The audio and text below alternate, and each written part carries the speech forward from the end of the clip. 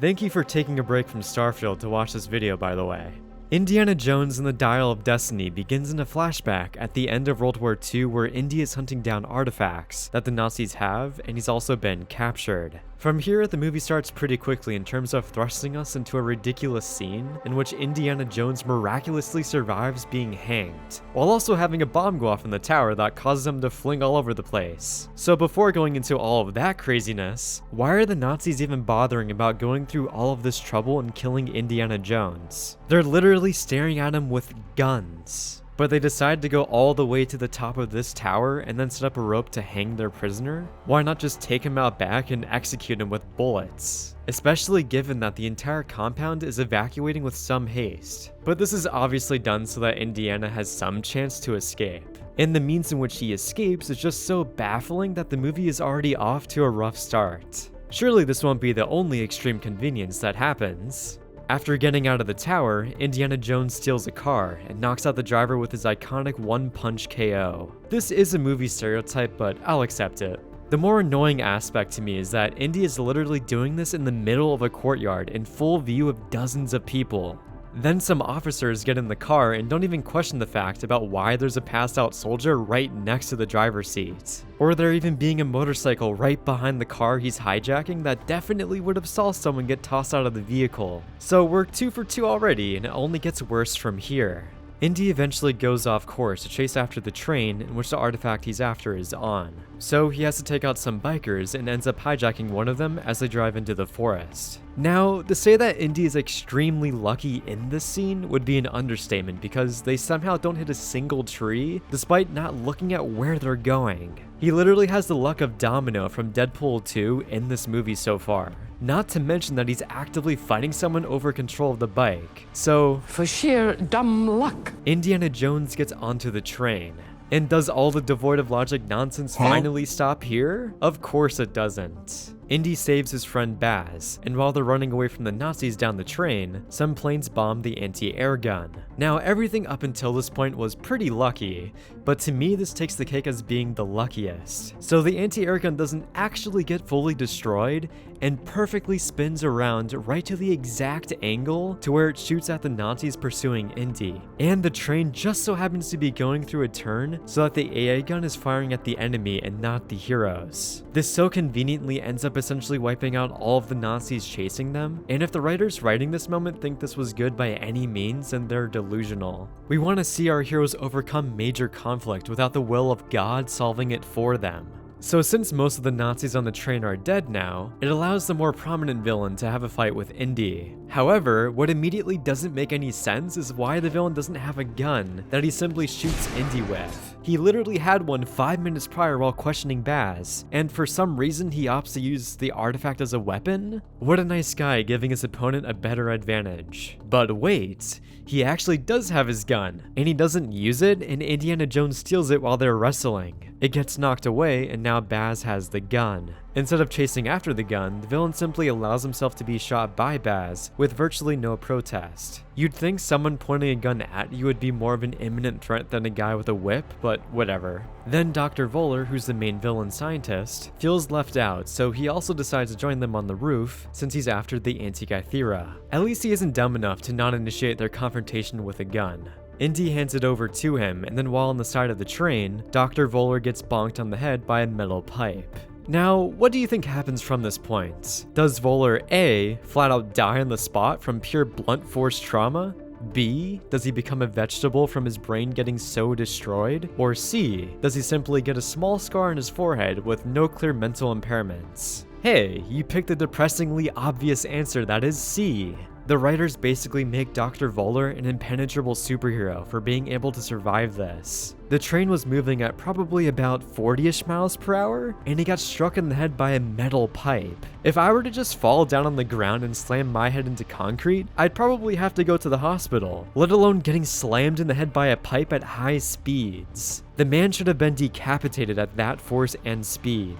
If anyone has seen Hereditary, then you know what's up. So yeah, the prologue for this movie feels like I'm watching The Adventures of Tintin instead of an Indiana Jones movie from how crazy and absurd all the action set pieces have been so far. Going to present day, Baz's daughter Helena finds and confronts Indy, and they talk about the Anti-Kythera. It turns out that she's not an actual good person, and is someone who sells prized artifacts on the black market, which is what she intends to do with the Anti-Kythera. It also turns out that Voller is alive and is pursuing Helena, along with the US government agents cooperating with him, given that he helped the US land on the moon. Voller also has his own goons who are much more loyal to him, but are also very sloppy, because while in pursuit of Indy and Helena, they murder 2 upstanding civilians in cold blood. Which right away is pretty insane that the government agents wouldn't have immediately cut all ties and have arrested them on the spot. I'm pretty sure some random chick selling stolen goods isn't as important as killing 2 civilians, but I don't know what the writers are smoking. So a chase initiates, and Helena screws over Indy by leaving him behind by locking a gate. This seems unnecessarily cruel given that he's her godfather, and she's essentially handing him over to the wolves. Like, he's on her side, and I don't know why she needed to betray him here. I'll go more into the subject later on and how it impacts her character arc and her relationship with Indy throughout the movie. But because of this, Indy gets captured and has to escape the bad guys. Which I'm not entirely sure why they even need him, since Voller already knows where the auction for the dial is going to be held. They're literally just kidnapping this teacher for no apparent reason, other than he briefly interacted with Helena. For all they know, she just stole that relic from him, given that she visually betrayed him.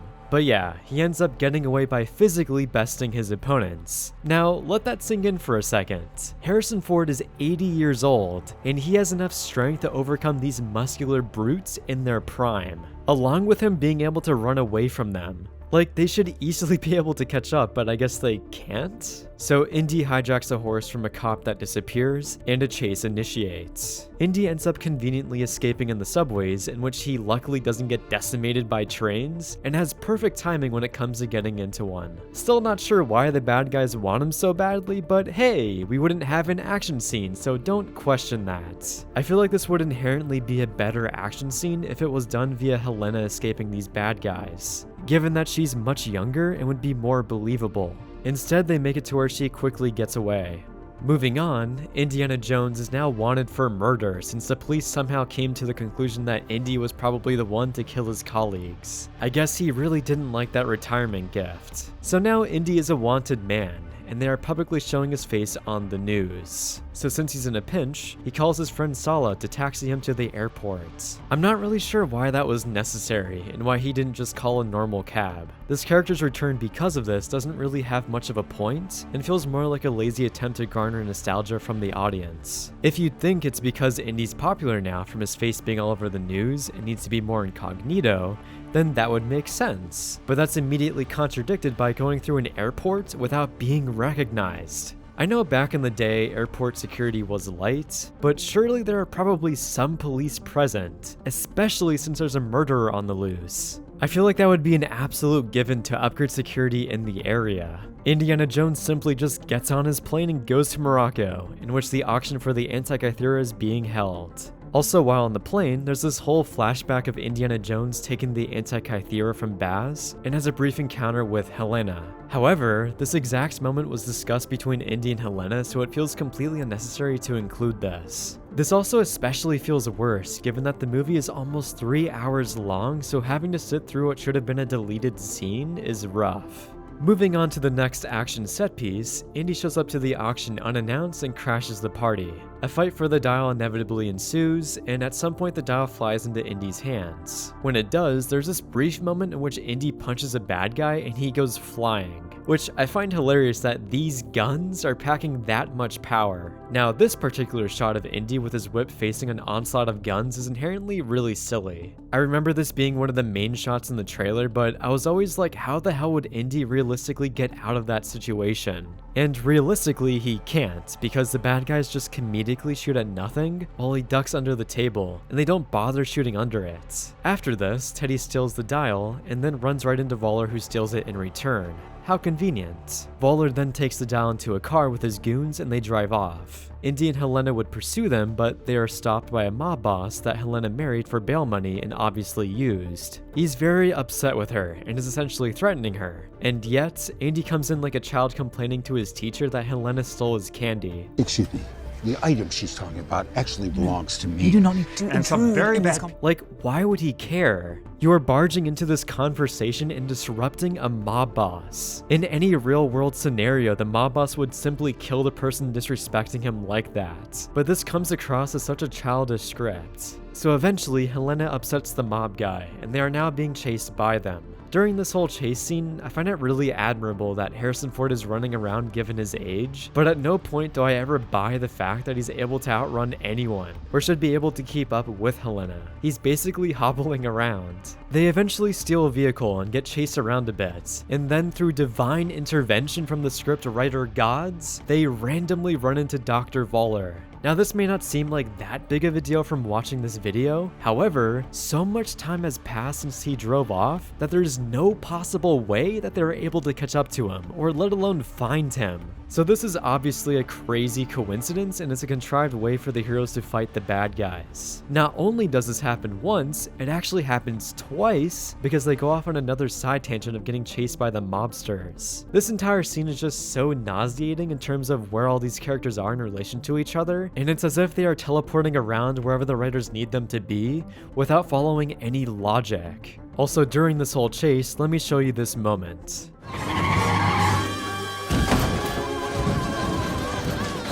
Pause. Now, do you think the vehicle they are in tumbles down the stairwell and they all die? Or do they conveniently survive without any injuries? The fact that you instinctively pick the second option is very worrying for the writing and how they present this ridiculous action. It's also pretty crazy that they are able to come to a full stop after rocketing down the stairwell and don't explode into the wall at the bottom. What's even more ridiculous is that the vehicle is fine and is still able to drive after this. But yeah, from here it's just a circus of devoid of logic antics that, again, makes this movie feel like Adventures of Tintin, and any grounded and realistic action from the first few movies are non-existent. So the bad guys get away and overthrow their US associates. Apparently the final blow for the US agents was getting arrested in a foreign country and not killing US civilians. Going over to Indiana and Helena, they have some riveting discussions like this. No, he didn't. Yes, he did. No, he didn't. Yes, he did. Photographic. It's kind of annoying that the writers are making their interactions this juvenile, and so far we are basically halfway through the movie, and they are insufferable. They finally decide to work together after Indy practically begs to tag along, and they meet up with Antonio Banderas. Pretty convenient that he knows a diver in the exact area they need to dive in, but whatever. Between everything that's happened, that's the one thing I'll buy. While on the boat, Indy eventually tells Helena that his son, who was played by Shia LaBeouf, died in the military. At the very least, the writers acknowledge that the character existed, but it still stings that they nonchalantly kill his character off screen. Also, this scene in terms of dialogue lacks subtlety since Indy lays out everything to a character he isn't even getting along with. The characters dive down and get the next piece of the puzzle that they are chasing after, and Voller shows up and hijacks the ship. They arrive while they are diving, which is insane timing given that they are only going to be down there for 3 minutes. So that's a contrived way to give control over to the villains since our heroes weren't present. They also cut one of the lines to oxygen for one of the divers, and luckily, it wasn't an important character. I also don't understand why this random NPC didn't just activate his life vest and simply rise to the surface after losing air. Instead, he chokes to death and falls into the abyss and dies within seconds. Surely he would have been able to hold his breath a little longer since these are divers, but hey, don't think about that. Things move forward, Dr. Jones. And sometimes they go backward. Get it? Because of time travel. So Voller steals the Graphicos tablet, which will point them to the final piece of the Antikythera, and asks Indy to decipher it. Indy in this moment makes the decision to not give in, and by doing so, I guess he's alright with having all of his friends be murdered. Because of this, Antonio Banderas is deleted out of the movie, and it just feels so odd to have him be in the movie if he's only going to be given like 5 lines. In response to this, Indy makes a cute attempt to try and tackle this hulk of a human, and obviously fails. What were you expecting? You're 80 years old, man. Since Indy doesn't want to decipher the tablet and we've run out of background characters to kill, Helena steps up to the plate and asks for compensation. Not sure why she waited for someone to be killed, and at this point, I assume she's a flat-out sociopath. Also, Voller has complete authority in this situation and is threatening them, so him agreeing to hand over 100 grand to Helena is pretty surprising. All he has to do is threaten to kill her kid companion and she'll immediately cave. While deciphering the tablet, she shows Indy that she has a stick of dynamite that was glaringly set up earlier, even though it didn't show her grab any. The shot directly after this, in which she turns around and is greeted to the Hulk looming over her, is pretty funny though. This guy is literally staring down at her and didn't even notice her pull something out of her pocket to show Indy. Surely he had line of sight, but I guess he's just zoned out? Even after this, the blocking of the scene assumes that you forget these two goons in the corner aren't even there, because Helena is lighting the stick of dynamite within full view of them. Even when she does light it, they aren't even active within the scene and don't immediately capture Indy and Helena. They're just standing in the corner as if the director put them in timeout. So since they evaporated from the scene, the director created a contrived sense of believability for them to escape. I also love how Indy, when getting into the boat, doesn't even bother to take cover when getting shot at. His plot armor is so thick that bullets don't scare him anymore. From here, Indy sets the wooden boat on fire like a mad lad, and reveals a golden dial underneath the tablet. The fact that he then picks it up immediately is pretty insane given how hot it should be. Now we're in Sicily, since this is where the next half of the Antikythera is located. While here, Teddy has an integral scene of eating ice cream, and by complete and utter fate, he stumbles across the bad guys chilling on the docks. I find it funny how one of the goons menacingly walks out of the shadows like Batman, as if he's been waiting for Teddy to fall into his trap. The scene gives off the same energy as Euron Greyjoy swimming ashore right when Jamie passes through. Then, since Teddy has gone missing, Indy picks a random place to check on his whereabouts, and hey, he just so happens to witness Teddy get kidnapped. It's only as if this is a big city and Teddy could literally be anywhere. Yet another contrivance to give Indy the confirmation that Teddy has been kidnapped. So now Indy and Helena need to steal a car, which, like the opening, is extremely easy since the awareness of these background actors is non-existent. Indy simply walks up to the car, opens it, and drives off. And by the time he starts the engine, that's when these people notice, not when, you know, they slam the door shut. Out of all the ways to steal a vehicle, I don't know why it needs to be this devoid of logic. While on the way there, Indy says this. They're not gonna hurt him. They're gonna use him. How would you even know? They're goddamn Nazis and have been proven in the past to be extremely ruthless, and they've already killed a bunch of people, but they draw the line at kids? Arriving at the tomb of Archimedes, Indy and Helena somehow get there before Voller, despite them being behind. By this point, since there have been so many dumb aspects bombarding the viewer, they are probably so numb to it that they don't even question this moment. From here, this is really the only solid portion of the movie I didn't hate since it includes some fun tomb raiding. Although it still has some hard to believe aspects in the script, like this area barely being explored despite it being a popular location, this light revealing the way to go while the sun clearly isn't visible anymore, Teddy escaping the bad guys by forcing him and his captor into the river that has a convenient kid-sized hole for him to escape, and Indy being able to rock climb given his stellar physical condition. I do give the movie some bonus points for this funny rant that Indy goes on though. Crumbling vertebrae, plate in one leg, screws in the other.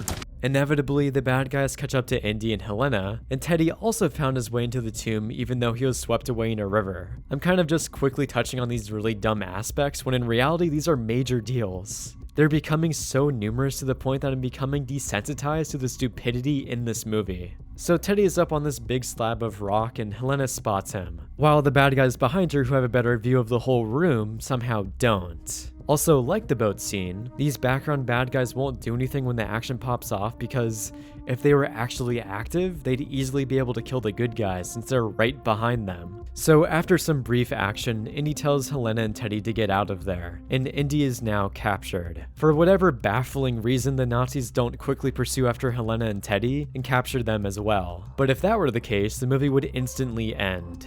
Also, Indy's plot armor is starting to get unbearably thick, since Voller suddenly wants to keep Indy alive. I don't know why this is the case since they have no relationship or dynamic given how fast their past encounters have been. They've basically have had barely any back and forth dialogue throughout the movie, and the writers expect us to buy the fact that Voller wants to keep him around to witness his victory? Like, why would he even care? So now through yet another contrivance, Indy gets a front row seat to watch the climax of the movie. Helena and Teddy catch up to the Nazis as they are boarding their plane, and Helena manages to narrowly climb through the landing gear before it takes off. For Teddy, he hijacks a plane that's conveniently ready to take off, and is able to get the plane into the sky. This may seem wild, but at the bare minimum, the movie set up an infatuation he has with planes, so this is funnily one of the least dumb aspects so far. However, the main question is going to be how this kid will land the plane successfully. Will he A, somehow land the plane like a pro, B, crash the plane and walk away with no injuries, or C, there's a pilot randomly sleeping behind him who lands the plane for him? And the answer is C. What a miracle that this pilot is here, or the story physically won't be able to operate. I feel like that's what this movie has been so far. It's the writers connecting all these idiotic aspects with duct tape and hoping it functions in any way.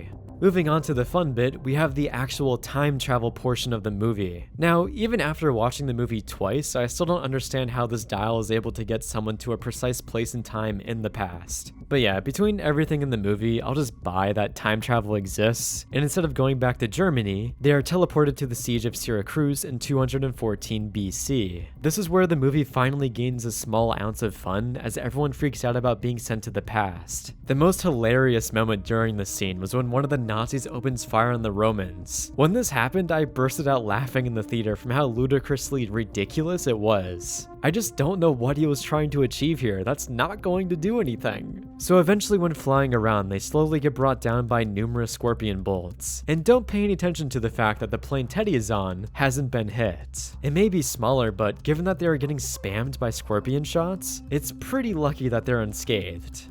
Just before the plane crashes, Indy and Helena jump out with the only parachute and share it together as they float down to the ground. They're greeted by Archimedes, who brings them back the Antikythera that he conveniently found from the crash site. So out of all the devoid of logic aspects, the movie surprisingly makes sense from a time travel perspective, and doesn't make a glaring paradox. Although partially, but it's whatever. During this scene, Indy wants to stay behind since he's still shot and is slowly dying. Pretty irresponsible of him, honestly, in terms of how you'll change the future, but this is actually a pretty emotional scene, and Harrison Ford did an excellent job here. He delivers a lot of sincerity, and you can really feel the amount of care and love he has for the character. It does feel a bit weird in the moment since you're like, are they actually going to kill another beloved character like Han Solo? But luckily they don't commit to that, and Helena knocks his ass out. On one hand, I like this reversal in having Indy get one punch KO'd, but on the other hand, the man is 80 years old, and this would probably be a death sentence for the guy, given that getting a concussion at that age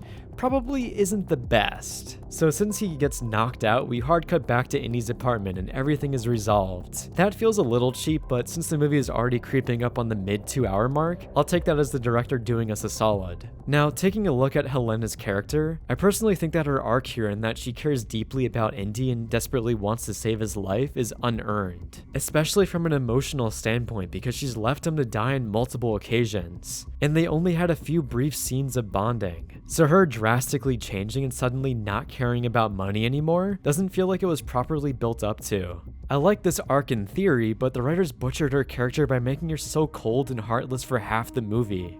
So yeah, now Indy teleported back to his apartment and we get a happily ever after with his wife returning. Just forget about the fact that he's still a wanted man for allegedly murdering his colleagues.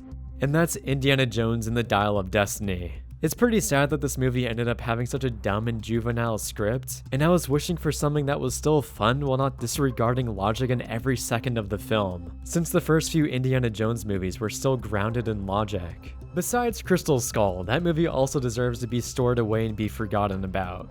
Thank you for watching, and let me know in the comments what you thought about the Dial of Destiny, and follow me on Letterboxd for more reviews on movies.